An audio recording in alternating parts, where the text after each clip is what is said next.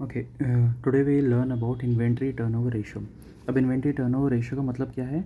इसका मतलब ये है कि how many times the company sells and replaces its inventory over a certain period, कि एक साल में कितनी बार कंपनी अपनी इन्वेंट्री को बेचने के बाद रिप्लेस करती है। तो अब ये इन्वेंट्री टर्नओवर रेशियो कैलकुलेट करने के लिए we need two things. One is your inventory and other is your cost of goods sold. Inventory, company के पास लेट्स से $18,000 की इन्वेंट्री है और ₹18,000 की इन्वेंट्री है, लेकिन उसने पूरे साल में 45,000 का सामान बेचा है। ठीक है, दिस इज़ और कॉस्ट ऑफ गुड्स सोल्ड, मतलब 45,000 वर्थ ऑफ कॉस्ट का सामान बेचा है। तो इसका क्या मतलब है कि इन्वेंट्री कंपनी के पास 18,000 की थी ऑन एन एवरेज, सामान 45,000 का, 45,000 का बेचा है। सो इट मीन्स कि 18,000 की इन्वेंट्री आई और वो बिक गई, एट इज सोल्ड नाउ।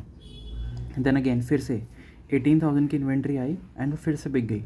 सो अभी तक कंपनी ने कितना टोटल 36,000 तक की इन्वेंट्री दे हैव सोल्ड, लेकिन थोड़ी और ख़रीद के लाए और फिर वो बिक गई। थोड़ी और कितनी, यानी 9,000 और ख़रीद के लाए और 45,000 की इन्वेंट्री बिक गई। दैट इज़ और cost of goods sold. It's a very lemon example जो हम समझ रहे हैं।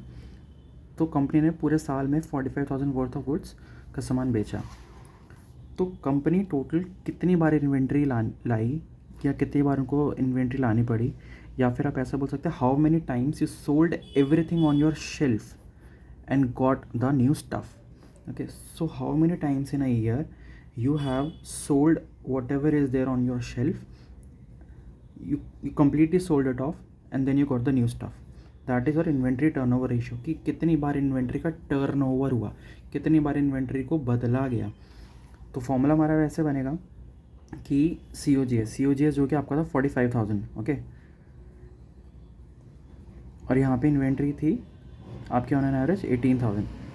तो अगर आप यहाँ पे देखोगे 2 पॉइंट समथिंग आएगा, तो ये आपका इन्वेंट्री टर्नओवर रेशियो बनेगा कि cost of goods sold divided by inventory, that is 45,000 divide by 18,000। This will be your inventory turnover ratio. Okay, से 2 पॉइंट समथिंग आएगा ये, वॉट एवर। ओके, नाउ अब ये रेशियो अगर हमारा ज़्यादा है तो इसका क्या मतलब है? इसका मतलब ये है कि हमारे जो गुड्स हैं they are selling very quickly, which means that it's an efficient business. लेकिन अगर ये हमारा रेशियो लो है, विच मीन्स कि जो हमारा गुड्स है it is sitting too long, it is sitting on the shelf for too long, which means that there could be possible overstocking, फालतू का हमने स्टॉक भर रखा है, और there are poor sales, demand नहीं है, सेल बिक नहीं रहा है हमारा सामान। So this is our inventory turnover ratio, which is COGS divided by inventory, which tells you कि कितनी बार हमने शेल्फ पे अपनी इन्वेंट्री को रिप्लेस किया है। Okay, this is your inventory turnover ratio. Now अब हम इसको लिंक करेंगे with your DSI, that is your days sales in inventory.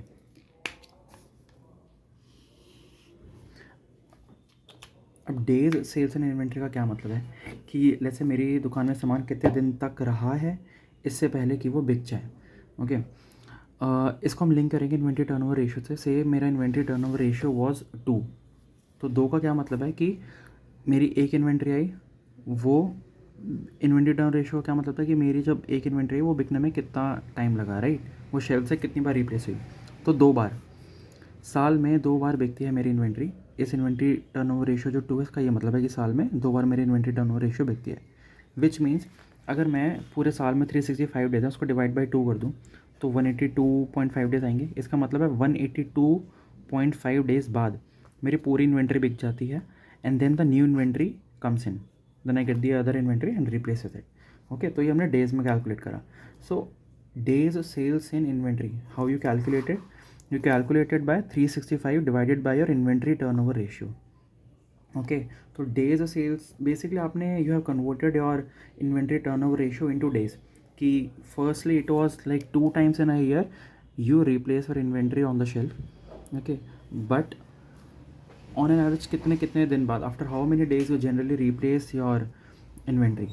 Okay, so that is how you calculated days sales in inventory, which means कि after how many days I replace my inventory, और you can say days sales inventory that,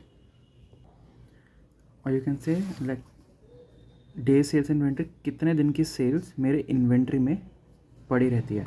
जैसे अब यहाँ पे है कि 182 days worth of sales मेरी inventory में रहती है, देन वो बिक जाती है। That's how you interpret it.